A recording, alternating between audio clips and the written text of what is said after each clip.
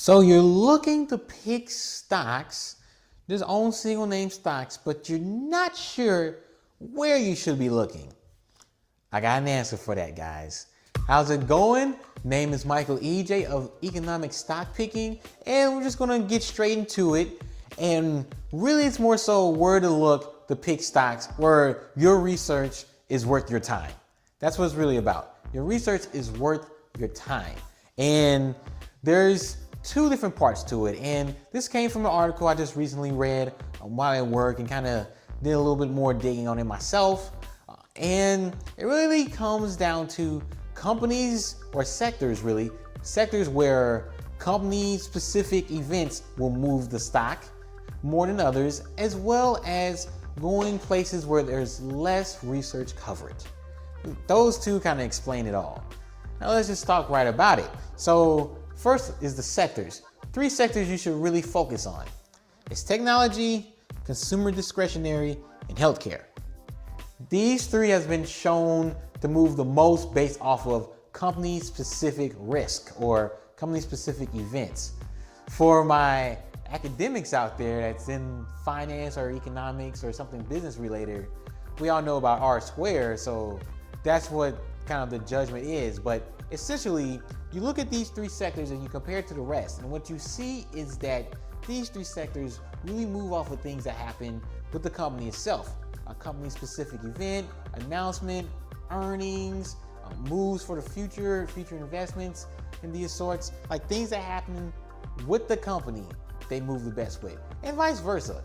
You want to stay away from commodity-driven companies, like companies that are in oil and gas, or companies that are various in materials, which could include aluminum. You could just list silver. There's a whole bunch of metals out there. Just stay away from those. And the main reason is because the stock price is driven more by the commodity itself, not necessarily all the work you might do to understand a company. So a lot of investments that you might do, like Buffett style research, you really want to get to know the company. You might only hold like 10 of these companies. Usually it's in one of these 3 areas. For most people, it's probably in tech or consumer discretionary, because that's the easiest to understand. You can even do like some low-key like primary research. Like for example, there's a famous hedge fund out there, Tiger Management, with Julian Robertson. And he has a whole bunch of other like offshoots from him, a whole bunch of other tiger funds called Tiger Cubs. And they all are known for like this really primary research in these 2 areas, mainly in consumer discretionary.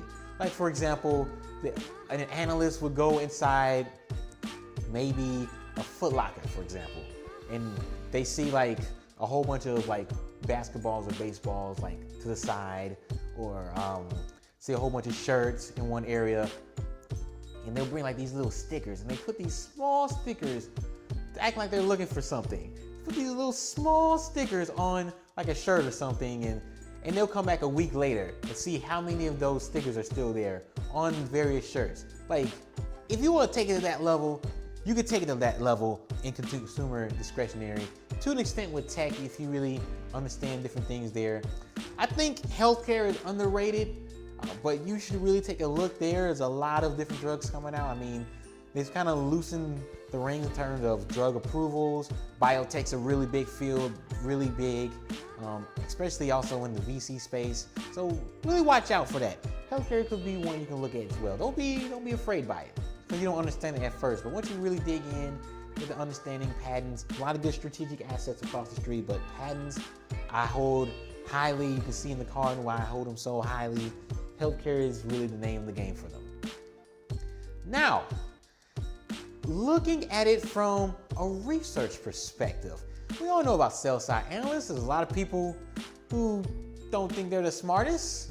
Jeremy from the Financial Education channel is one. He's not always a fan of sell-side, and apparently in industry, sell-side analysts don't get the most love either.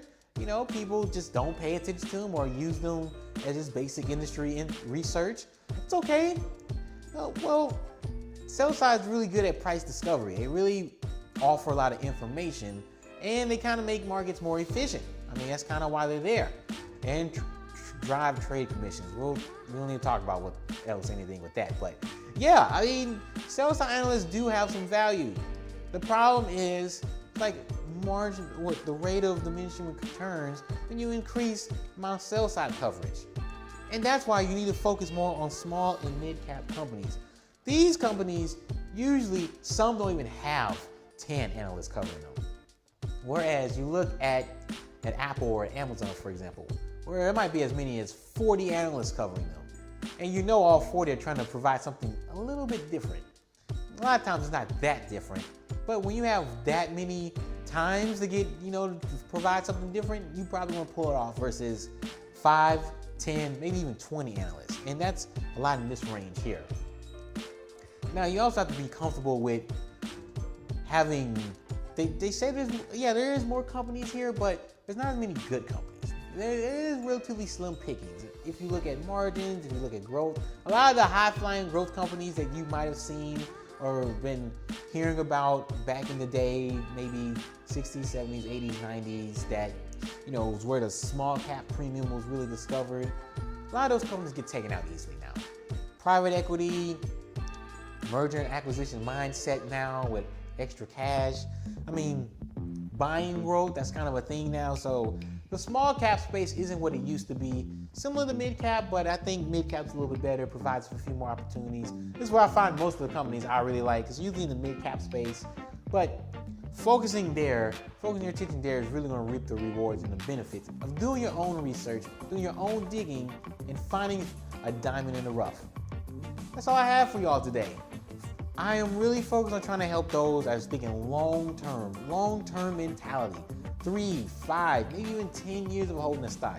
Like maybe Buffett-ish type of stuff. I mean, it is part of my system, on the supply side. Look for companies with limited to no competition. And if you're looking in these areas, either in the tech, consumer discretionary, or healthcare sectors, as well as in small and mid caps, you might find a few, and you might want to hold on to them for a little while. Michael EJ here, and I'll see you in the next video. Peace.